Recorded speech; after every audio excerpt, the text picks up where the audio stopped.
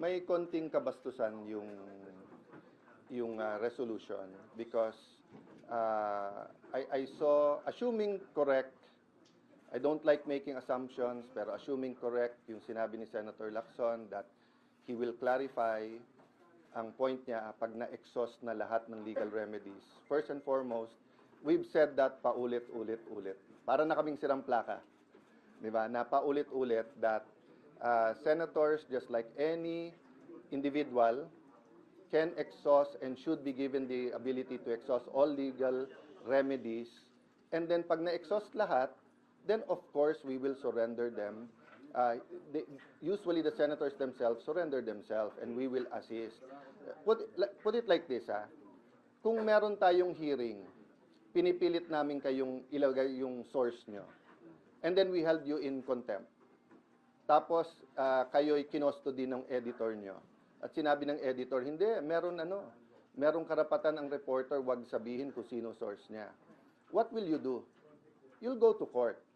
Pero pag umabot hanggang Supreme Court yan, at dumating sa inyo na may warrant na legal, legitimate from a Philippine court at wala nang ibang usapan pa, ang editor mismo magsasabi sa inyo, we will protect your rights, dadaling ka, we'll make sure you're safe, but kailangan mo nang sumama. So walang difference dito. Sila ang nagpapalaki ng issue. So kahapon, nagsalita si Senator Pangilinan kung pwedeng hindi na pag-usapan yon, hindi pwede. In fact, baka malipat ito from the Committee on Rules and Public Order to the Committee on Ethics kasi so far lumalabas, it was really a plot to stop him from coming here. Even the NBI, may statement ngayon na dun sa former majority, maayos sana yung pag-aresto. Hindi yun ang tradisyon sa Senado.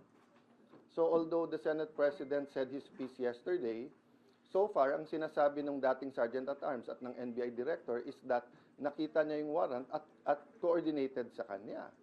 Kaya makikita niyo po, nakakalat ang mga agents all over the Senate yesterday. This is the first time that happened. Hindi po excuse yung akala mo hindi dadating. Pwede ba yun, akala mo hindi dadating? Pag may dumating dito, may dalang warrant. Kung may dumating dito, may dalang warrant for Senator Soto, for my sister, for Senator Jinggoy. Di ba? I will tell them, we will assist you. You can serve it. Oh, if the senator claims that he was denied due process, we'll allow him to file whatever sa court. Pag na-exhaust na yon, at hindi, at meron pa rin na warrant of arrest, this is a foreign warrant of arrest. We don't even know if it's valid or hindi. How will you be treating this reso from the opposition? Is it up for debates later? Will you be voting, sir? We're the majority, sorry.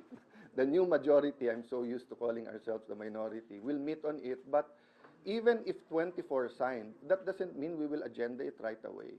Diba? But sa akin yon, ang pakiusap ko lang, ako, I tried my best. Diba? Nakita nyo naman speech ko, yung pakiusap ko yesterday. This is not the first attempt na hulihin siya or first attempt na to take over the majority. Pero parating may foul na ginagawa eh.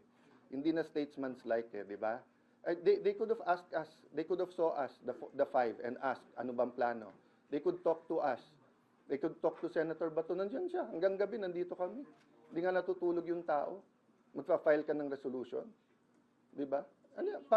Ano yan? Pang politika. Yung ginagalit nila, base nila. Sir, you mentioned na mapupunta to sa ethics. Who will No, I said possible if the investigation shows that senators plotted to keep another senator from attending the session. That's a criminal offense.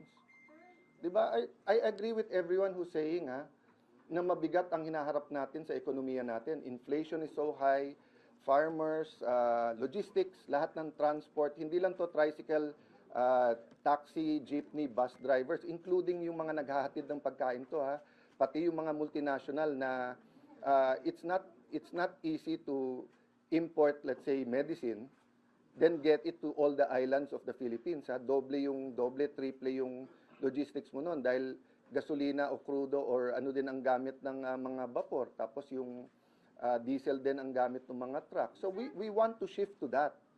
But sila ang stuck sa hindi na sila majority. Who is under investigation here? We'll discuss muna with the new majority. But bunsod na nga ng aking damdamin kanina yon nung nakita ko lahat ng pulis. Di ba? Kawawa naman yung pulis. They should be manning their post. They should be at least not exposed sa araw, bringing those heavy gears. Di ba? Pero we're creating this tense situation. Eh. Are they trying to reclaim the leadership by lumalabas ba na may taking active away plot Senator para Bato? arestuhin si Senator Bato noong Monday? May active plot from colleagues Eh, na arrest. yun ang sinasabi ng NBI eh, na alam at ang sinabi hulihin siya. Were you aware also? Because sabi ni Senator Cayetano siblings were apparently aware. Kaya nandun daw sa sasakyan ninyo. Yeah, I think my sister will speak about that. Ako, natural, aware ako. Nagsalita ako doon at sinabi ko that he's coming into the building. Kaya sila gulat na gulat dahil every time na magpapalit, gumagawa ng paraan na takutin siya na huwag pumunta dito. Saan kayo nakakita? Nung wala dito, no work, no pay, nasaan ka, magpakita ka, mag-resign ka na lang kung ayaw. Nung nagpakita, huhulihin mo. Ngayon na nandito na, gusto mo namang isuko. Pero sir, nakita niyo ba so far sa preliminary investigation niyo na may active plot from your colleagues I don't wanna go beyond what I said already because I'm going to meet the majority. I'm going to look at all the reports. Basically, inulit ko lang yung sinabi ko ngayon, yung sinabi ko sa podium yesterday, di ba? Nung nagsalita si Senator Soto, sabi niya ganito ganyan, binasa ko yung sinabi ng Sergeant at Arms. Sabi ng Sergeant at Arms, hindi. Not only 7 a.m., 2 p.m. pinakita pa rin sa inyo. Di ba? Sinabi po ng NBI, sir, makakapasok ba lahat ng agents, nandiyan ba silang lahat kung hindi pa pumayag si SP? Pumayag si SP. So, hanggang dun lang muna ako, di ba? I'm just saying that we're trying to shift to the bigger picture, which is the spiritual, financial, economic, social well-being of our country, not only the political. Oh, but what is the other side doing? Diba? Sir, meron po bang active threat ngayon sa leadership niyo considering the fact na medyo magulo dahil dito We will assume that, 'di ba? Sabi nga nila, manipis ang majority namin. Ang sagot ko lang doon, mas mabuting manipis kaso sa makapal. Pero sir, Diba? pag Majority nga kayo dati, makapal naman. Oh. Sabi niya manipis ang majority namin. Oh. Oh, 'di ba? Okay. So, at the very least, yung pinaka-respeto natin sa kapwa senador, makapasok ka, you can use the facilities of the Senate, hindi ka sinusundan ng CCTV, hindi ka threaten, hindi nag-iimbento ng mga accusations sa kapwa, 'di ba? Hindi tinatakot yung kasama mo sa majority. That's why I said nga, statesman-like sana, nagpalit, let's move on. Pero sa ginagawa nila ngayon, parang pinipilit nilang magsalita kami kung bakit tumagal ang palitan ng leadership. So, kung papalitan nila kami, all they have to do is go upstairs. Nung natalo ako kay Senator Pimentel ng 2016, nag-dinner pa kami kasama si PRRD with Senator Soto, Senator Lacson. I think Senator Pimentel was there. Nagkamayan pa kami sa Malacanang bago. Then I didn't go to the SONA. I didn't go here, sa SONA na ako pumunta. Oh. Nung nagpalit at naging Senate President si Senator Subiri, wala namang problema eh.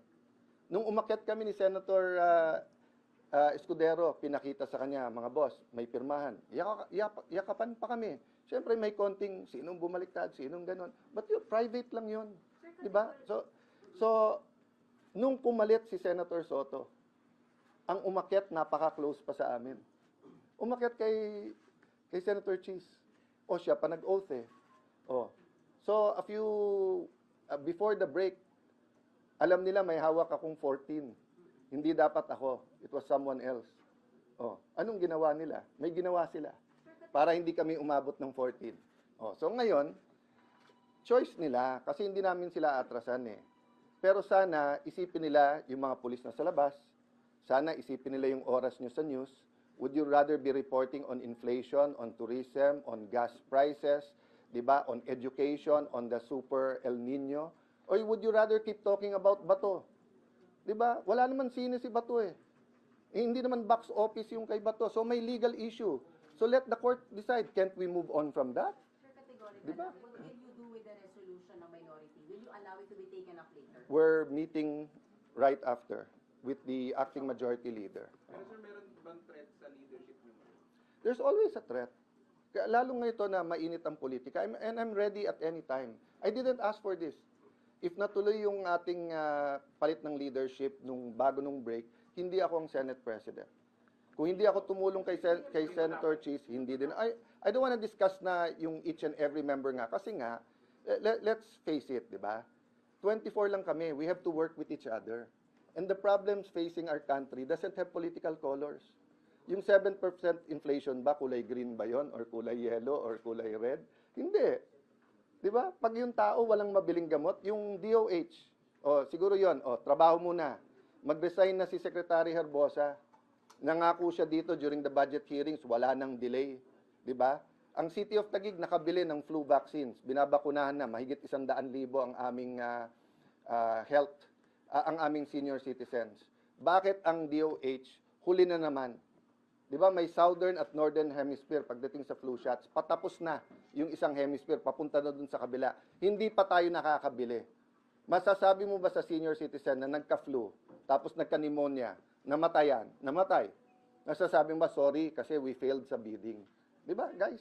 Pero sa process lang, kapag po nakita sa investigation na yung colleagues, some of your colleagues are involved in the plan or plot to arrest Senator De La Rosa, you will file an ethics complaint? Two things. One, that's up to Senator Bato dahil siya naman ang involved. Ako, I'm more talking about the institution. Sometimes, if it's more political action, it's better just to let it go and to be statesmen and stateswomen, di ba? Yung parang, okay, that's part of the game. Medyo may konti kang siko, konti kang sipa. Sige, pero no harm, no foul. No blood, no foul. Di ba? So we want to move there. We want to talk about real issues. Di ba? So let me stop there, guys, kasi I'm sure I'll brief you then by the end of the day. Yeah, last question. Last question. Na kayo po ang kumausap kay Senator Bato na magpunta rito yung Many people have been talking to him for the longest time. And as of Sunday evening, ang alam namin hindi siya dadating.